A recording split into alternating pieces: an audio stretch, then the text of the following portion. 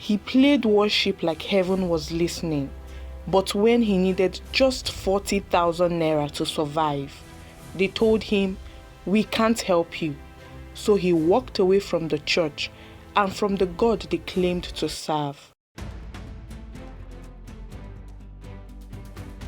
Chidiebere was 17, maybe 18. He wasn't sure anymore. His mother died when he was 9. His father followed 3 years later. Since then, he had lived like an unwanted guest in his own life, passed from one relative to another like forgotten luggage. He never stayed long in one place. He learned not to ask for too much, and most times he was smart enough to leave before they told him to. His father's younger brother was different. He didn't have much, but he gave Chidiebere what he would give his own sons. He gave him a small room in the back of his compound, just beside the old water tank. It was the first time in years Chidiebere had a space to call his own. Staying with his father brother gave him the opportunity to do what he loved doing the most, and that was going to church. He couldn't go to church because he was staying with his wicked uncle and aunties. They never let him do anything he loved doing. So now he's staying with his favorite uncle. He had the opportunity to go to church as much as he wants. He didn't come to church to make friends, or join prayer meetings, or attend choir rehearsals. No, he came for the piano.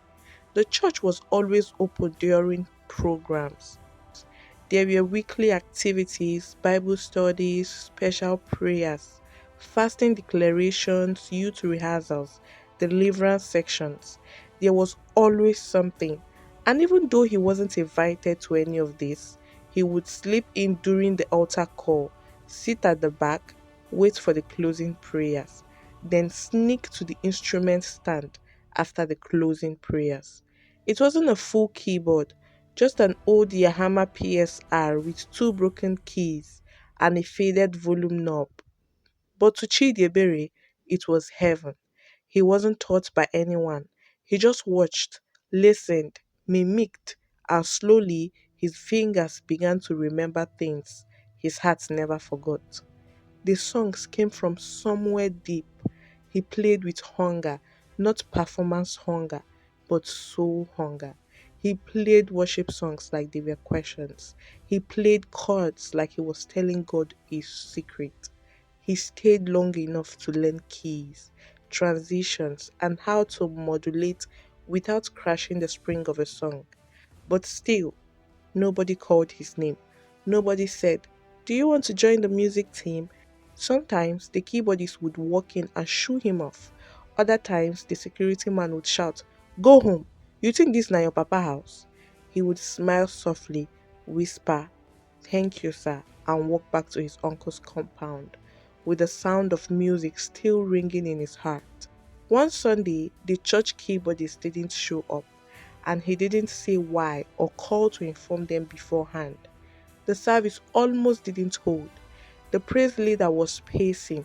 The pastor kept checking his watch. The congregation was already growing restless. And then, just then, the security man walked up to the pastor. He cleared his throat and said, "There's that small boy that always comes here during choir practice. Oh, he did touch that keyboard past the other one." The church coordinator, who heard what the security man told the pastor, said, "That boy with small head, he sabi am." The security man shrugged. "Make una try am, una go see. He sabi am well well." They sent for him. He came in quietly as usual. His shirt was clean, but the collar had lost shape. His black trousers had been faded by too many washings and too little rinsing. "Can you play?" the choir leader asked. He nodded once. The choir leader pointed to the keyboard. They told the worship leader to test him with something soft. A slow Hillsong number, simple chords. She started, he followed. Then she switched songs. He followed again. This time he added a soft arpeggio that made her eyes widen. Then came a Yoruba praise melody, Fast, local, unpredictable. He didn't miss a note. By the time they ended, the whole church had stood to their feet. It was just skills. There was something else in the way he played, something gentle, something broken, something deep. After that day, the decision was simple. Let him continue, the pastor said. They didn't even ask where he lived. They didn't even know how he learned. All they knew was he made worship sound like heaven. And Chidiebere, that night, he couldn't sleep. Not because of excitement, but because he had finally been allowed to give what he had carried all these years.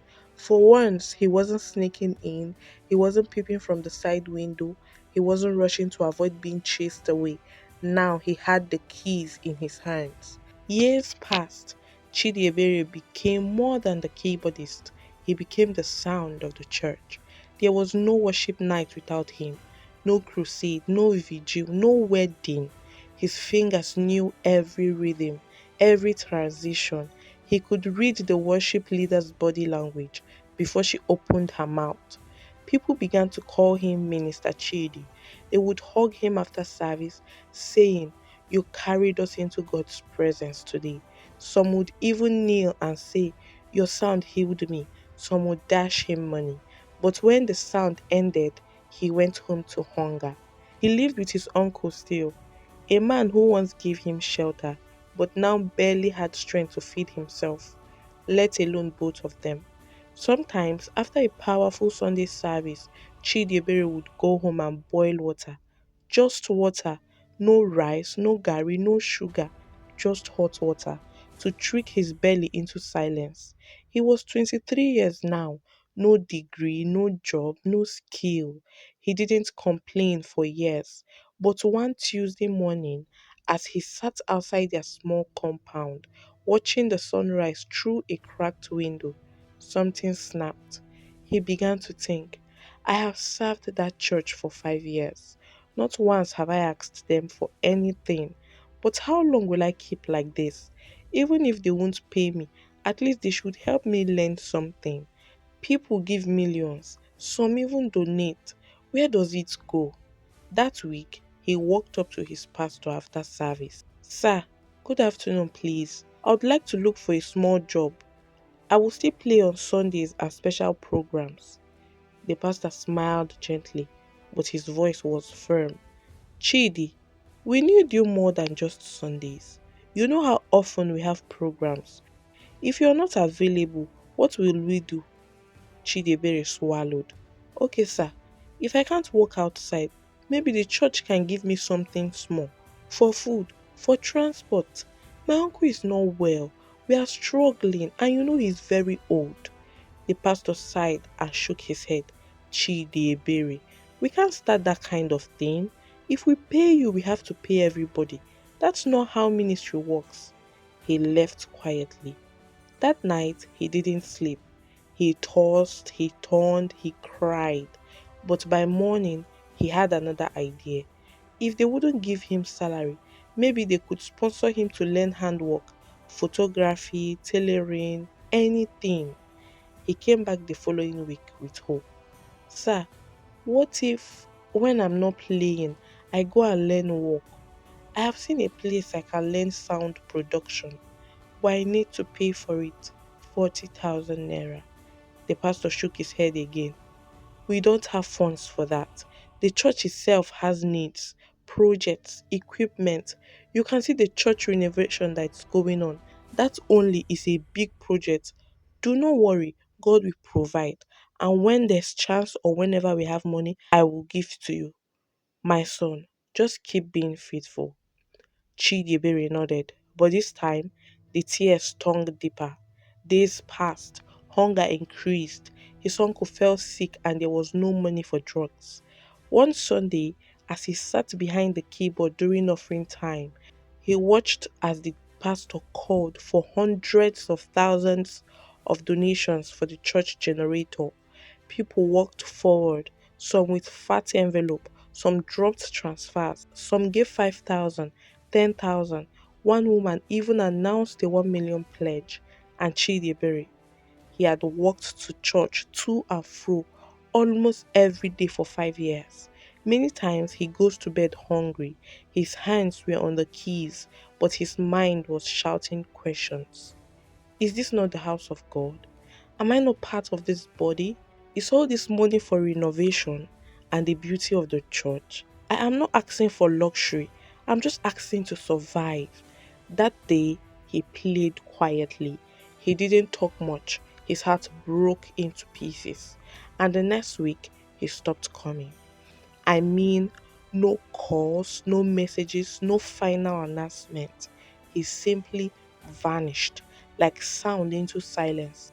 He kept his distance from churchgoers, pastors, and anything related to church. Sometimes, when he passed the church on the street, his stomach would twist, not with guilt, but with disgust. Not because of God, because of everything they did in his name.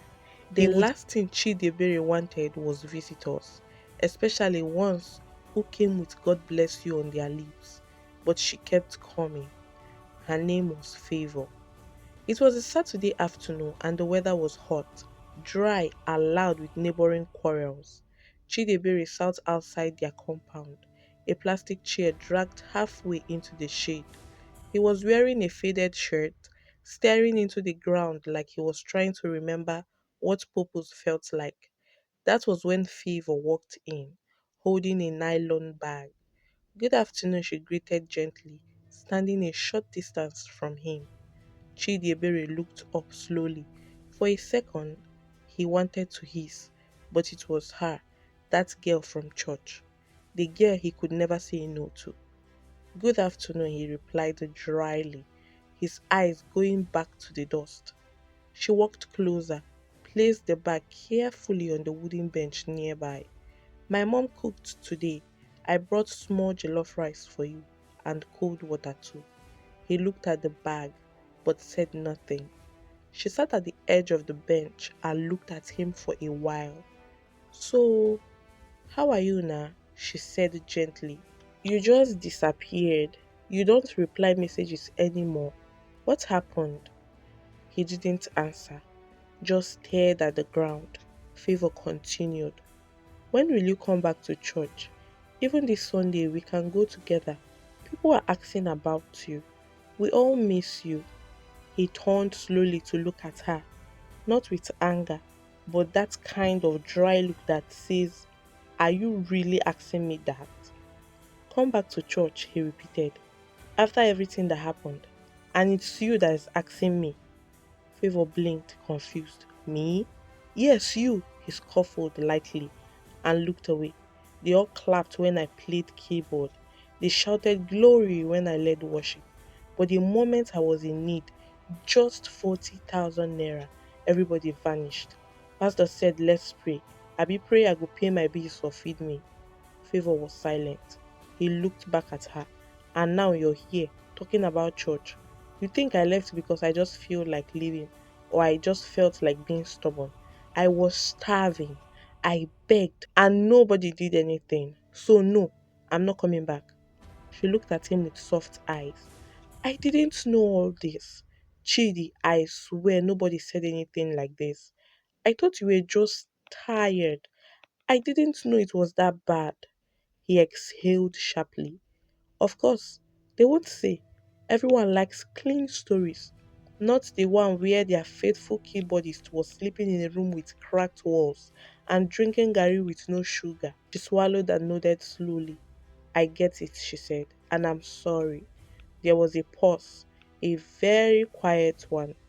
I didn't come to preach to you, she added softly. I just brought rice and water.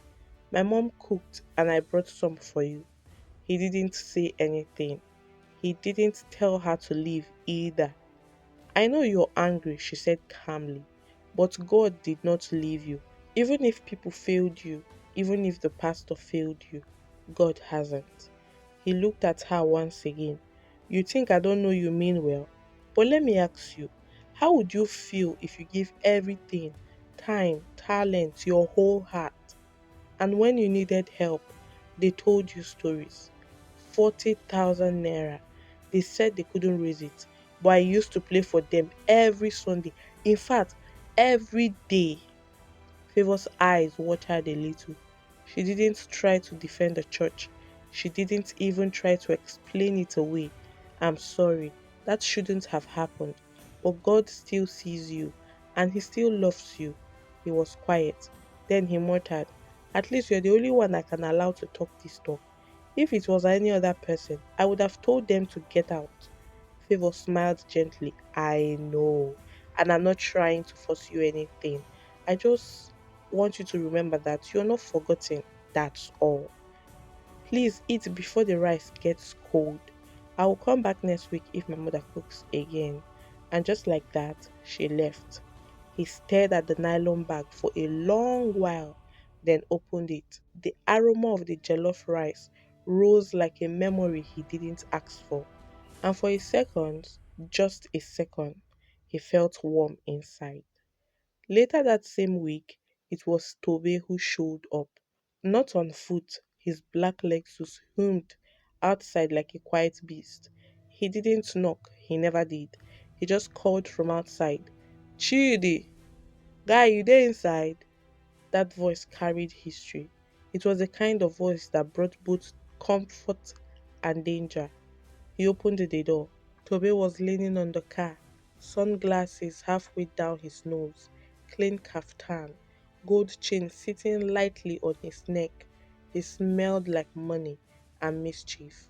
Tobe stepped in casually, brushing a visible dust off his shoulder. "Favor came," Chidiebere said after a moment. "Oh," Tobe raised one brow. "So now na church girl dey play nurse, abi?" Chidiebere shrugged. "You see why I tell you say all that church things no dey pay? You lawyer pass lawyer, still you still dey live like this." Chidiebere wasn't shouting. He never did. His tone was smooth, dangerous. "Chidi, I no be preacher, but me, I go tell you the truth wey dem no go talk for pulpit. You dey here dey suffer. Why? Because you dey wait for divine timing. To obey. No vex, I no come fight oh. I just wan yarn you something. Guy, we no be kids again. Life no dey pity man." He leaned forward now, eyes steady. "I get something, nothing spooky. You no go kill, no shrine. Na just mindset. You do am, you gain. Me too, I gain. And with your kind of skill, guy, you go blow." Chidiebere stared at him. "So you're saying because I'm tired and broke, I should join you in something I don't understand?" Tobe laughed lightly. "No be join, na alignment. You fit still dey go church if you like, nobody go know." He stood up slowly, looked him over and smiled. "You get sound, Chidi, but sound no go feed you. Be wise." Then he walked out, the scent of his cologne lingering in the silence. The engine of his car roared softly, then faded. And once again, Chidiebere was alone. But this time, the silence wasn't empty, it was tempting. The night was long and loud with silence. Chidiebere lay on his back, staring at the dark ceiling. The air felt heavy, every breath carried